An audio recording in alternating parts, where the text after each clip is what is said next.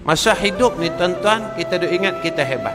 Kita ada ilmu, kita ingat kita hebat. Kita ada harta, kita ingat kita hebat. Kita ada pangkat, kita ingat kita hebat. Kita ada kereta yang besar, rumah yang besar, tanah yang luas. Kita ada pengikut yang ramai, kita ingat kita hebat. Kita kata kita gagah, kita kata kita kuat. Allah menghantar dekat kita seorang saja makhluk. Nama dia malaikat maut. Rebah kita, tuan-tuan. Kita tak boleh lawan. Kita minta tolong dengan Allah. Inilah menunjukkan tentang lemahnya diri kita dengan Allah Subhanahu wa taala. Hebat macam mana pun kita tak boleh nak lawan Allah Subhanahu wa taala. Hebat macam mana pun kita tak boleh nak melanggar segala ketentuan daripada Allah Subhanahu wa taala. Sebab itu Allah sebut dalam Al-Quran, wa'bud rabbaka hatta ya'tiyakal yakin. Sembahlah Tuhan kamu, kata Allah, sehingga datang saat yang dinamakan yakin. Bila tu? Nabi kata yakin itulah saat sakaratul maut. Masa bila kita jadi yakin? Apabila nyawa itu sampai di antara dua kening. Ketika itu kata Nabi SAW, Allah bukakan tempat kita di yaumul akhir. Kalau kita orang saleh, maka Allah tasawurkan, iaitu jannah Allah. Kita akan nampak tempat kita dalam syurga. Itu ketika orang nak mati ni, tuan-tuan, roh ni akan dicabut, kita perasan tengok. Mula kita perasan di perut. Perut dia mula berombak, turun naik.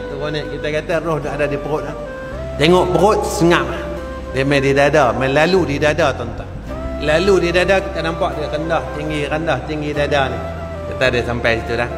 Masa tu tak nampak lagi. Dan masa tu pintu taubat tak katuk lagi. Sebab Nabi kata pintu taubat itu katuk dalam dua hal. Satu, apabila matahari terbit sebelah barat. Yang keduanya, apabila nyawa itu sampai di gara-gara. Sengap saja di dada, tengok tak ada apa pun, rupanya dia dah lalu di khalqum kita. Ketika lalu di khalqum ni, tuan-tuan, ketika itu pintu taubat Allah dah tutup, tapi tak nampak lagi.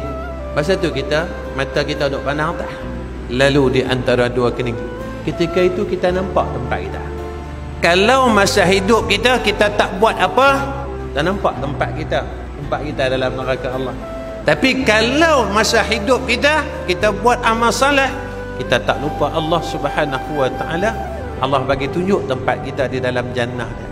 Lepas itu kata ulama, ada beberapa masa dan saat dalam hidup kita. Yang pertama kata dia, saat kita menangis orang lain ketawa, itu saat kita lahir. Yang kedua kata ulama, saat kita ketawa dan orang lain ketawa, masa kita menikah.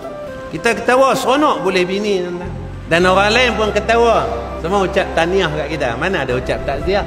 Zaman ketiga kita menangis dan orang lain pun menangis. Masa bila? Masa kita mati, kita menangis dan orang lain menangis.